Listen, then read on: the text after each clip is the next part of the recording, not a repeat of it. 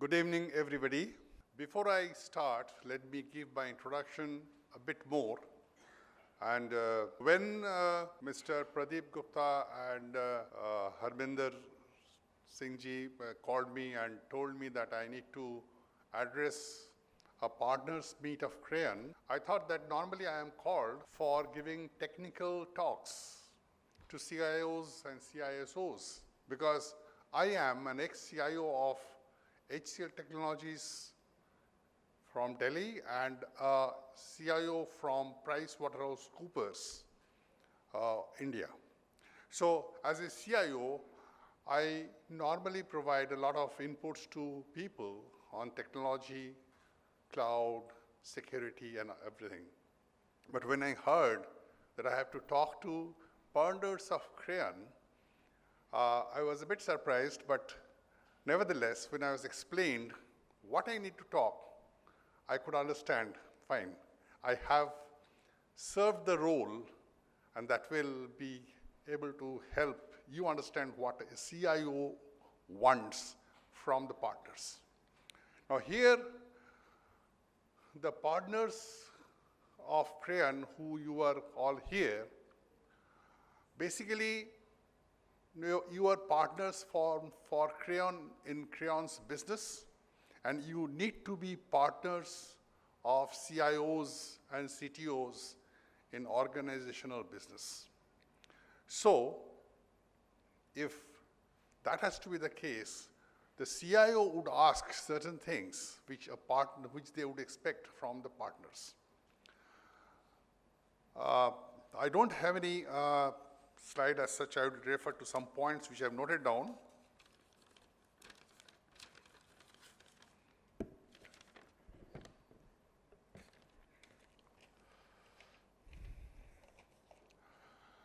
Well, as a CIO, I have a certain duty to transform my organization from IT.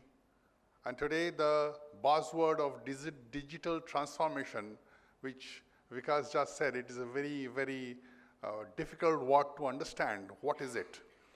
But one thing is very much there, that you need to understand what a CIO would really like to get from his partner.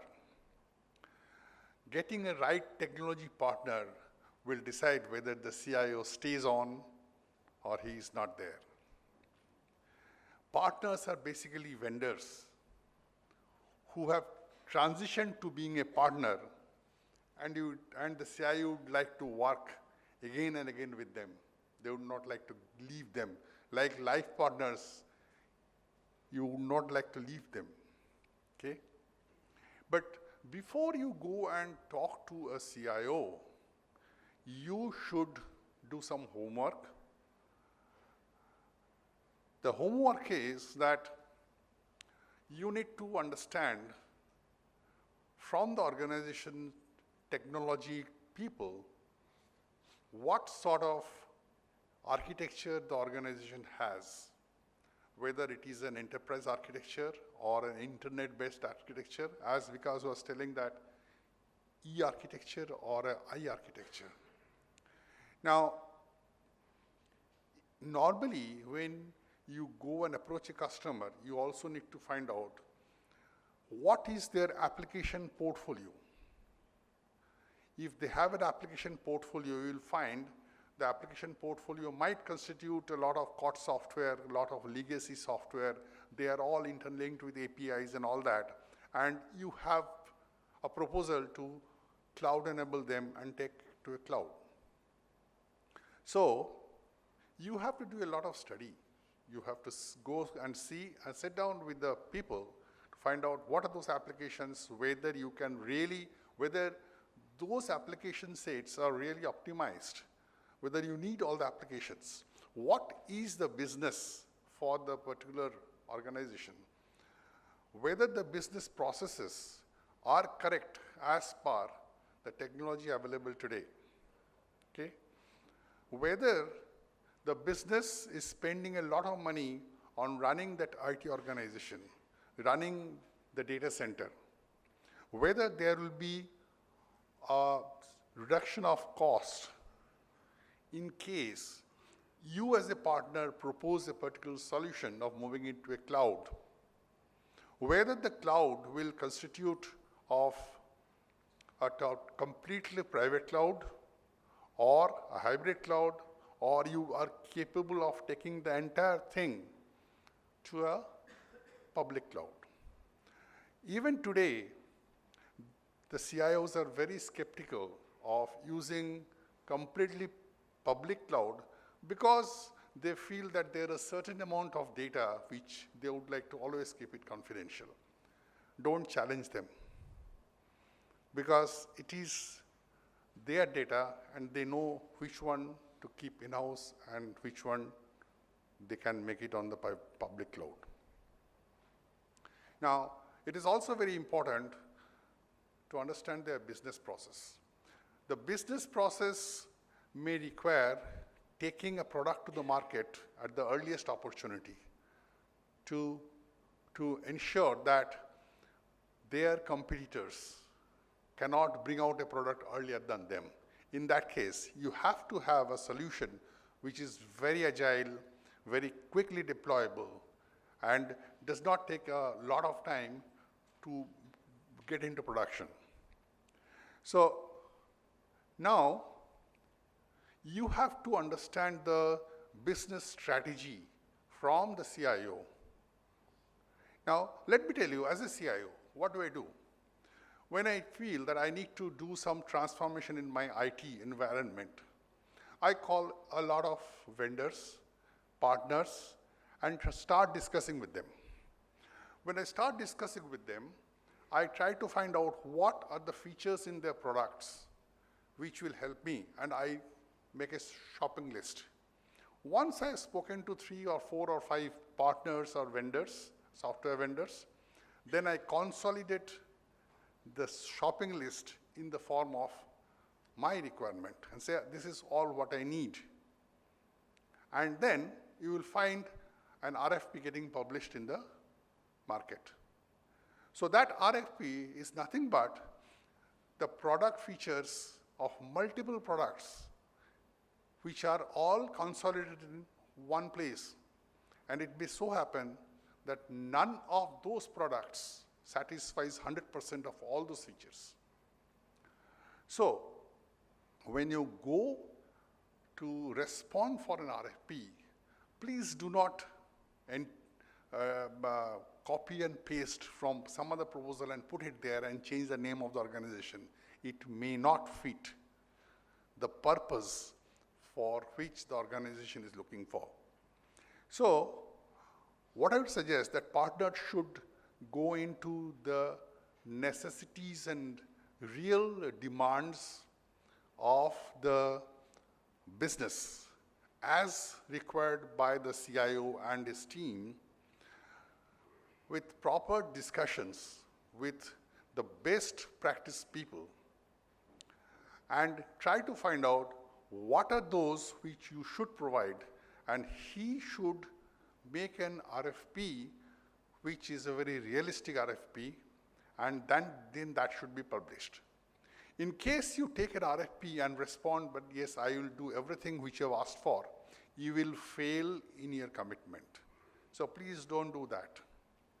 Okay? There are certain things like quality. You have given a product. I am not going to mention a particular product which you are dealing, because I need to be vendor agnostic or product agnostic.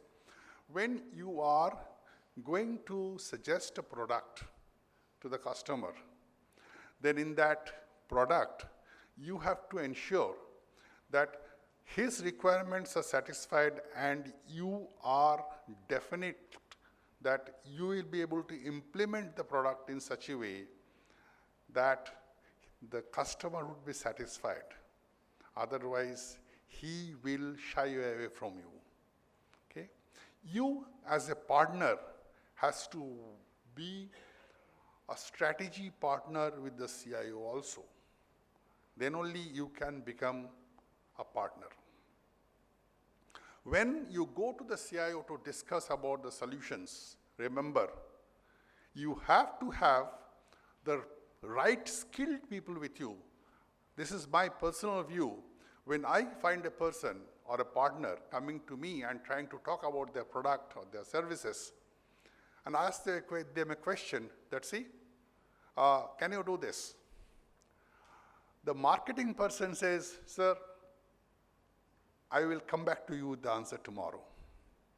This is something very negative. I know that you may not know everything, but when you go to a CIO, you should be able to take a person who is technically competent to an extent. He can answer the questions posed by the CIO, maybe then and there, or by making a phone call at the back end, get the answer and give it to him. CIOs, they hate people who come and say, I will get back to you with the answer. This is not something which is a good practice. Next is that CIOs may come from various backgrounds, a financial background, a management background, or an IT background. In some of the cases, the CIOs are not skilled enough technically to understand all the aspects. Partners are tutors for the CIOs. You have to tell the CIO, be very patient and tell the CIO that this is what the technology is. You have to take a teacher's role, and the CIO has to listen. You do not disrespect the CIO. You have to respect the CIO as a student and then tell them that this is what that can be done with this particular service. Then only the CIO will understand. Otherwise, CIO's demands will be not very natural.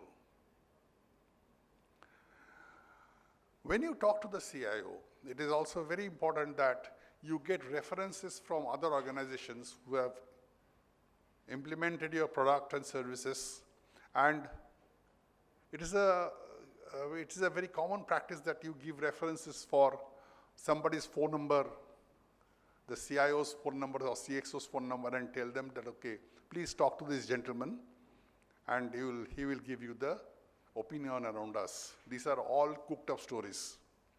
So CIOs don't believe.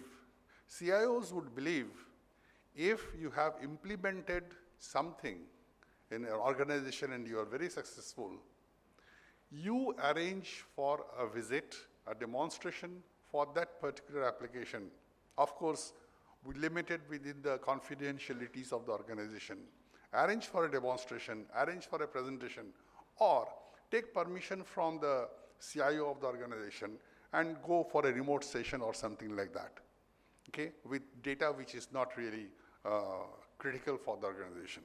So do that. That's what convinces a CIO. On software licensing, today, people are looking for elastic computing. The computing resources are not very much utilized during the initial weeks of the month. It may be very highly utilized in the last week or during quarter ends or half-yearly ends and all that. So that time, the CIOs are looking for elastic computing. Suddenly, a lot of resources will be used for 2, 3, 4 days, and after that, the usage of resources should come down. So pay-per-use model for hardware resources, software licenses is something which is extremely, extremely important as a proposal to the CIO. The cloud vendor, where whatever solution you are providing, that should be reliable in the sense that it has implemented the necessary security policies, appliances, security features, which will give confidence to the CIO that the data which he puts on the cloud is secure, okay?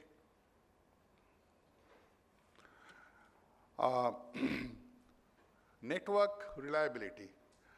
If you have the resources in-house,